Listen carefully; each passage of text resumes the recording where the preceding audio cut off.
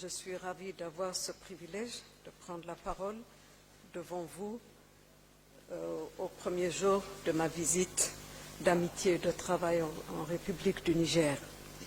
Je suis très heureuse, spécialement d'être ici, au Niger, dans ce palais présidentiel, auprès de mon frère, le président Mohamed Bazoum. Je suis venue le féliciter. J'ai raté la cérémonie d'investiture, mais ce n'est pas l'envie qui nous avait manqué. Je connais le Niger depuis 1993.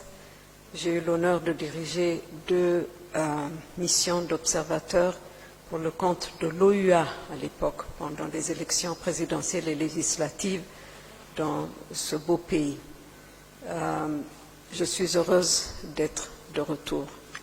J'ai exprimé au président Bazoum toutes nos félicitations pour ce que le Niger nous a appris sur le continent, une transition démocratique, paisible, de pouvoir, ça c'est très important.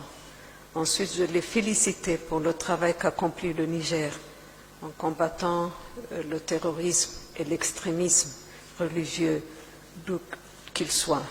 C'est un fléau et qui nous touche tous.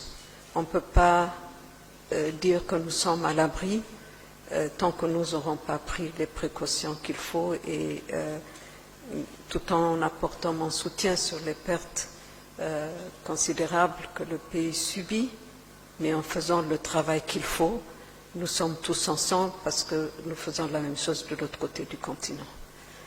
Ensuite, c'était une très grande opportunité pour moi pour de faire un compte-rendu à mon frère, le président, sur la situation dans mon pays, dans le nord de l'Éthiopie, la situation avec nos voisins, surtout le problème frontalier avec un pays frère, le Soudan, les 6e élections générales que nous allons avoir dans quelques semaines, dans un peu plus de 3 semaines en Éthiopie, en espérant que nous y œuvrons de toute façon, que ce soit une source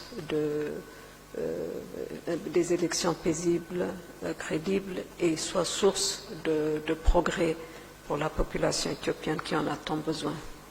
Et le point important que nous avons discuté aussi, c'est le grand barrage de la Renaissance que l'Éthiopie construit sur le fleuve, le Nil, que nous appelons Abay dans nos frontières, et qui contribue à 70% des eaux du Nil d'une façon générale.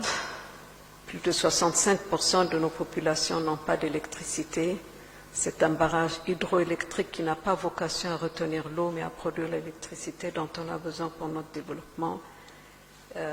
Et voilà, donc c'est pour expliquer aussi cela.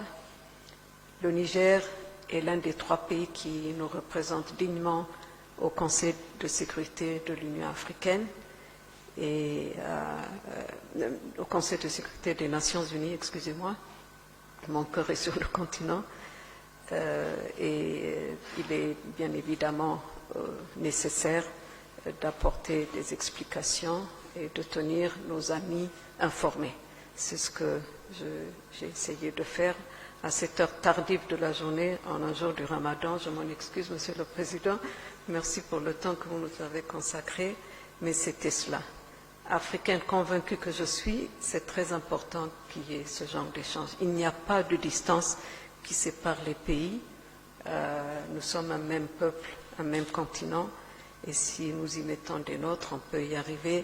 Le Niger nous a montré la voie dans ce sens. Je crois que c'est un excellent exemple qu'il nous faudra suivre. Je suis très heureuse de venir dans ces circonstances, moi qui ai vu plusieurs de vos élections et des péripéties douloureuses aussi. Merci beaucoup. Il manque quelque chose.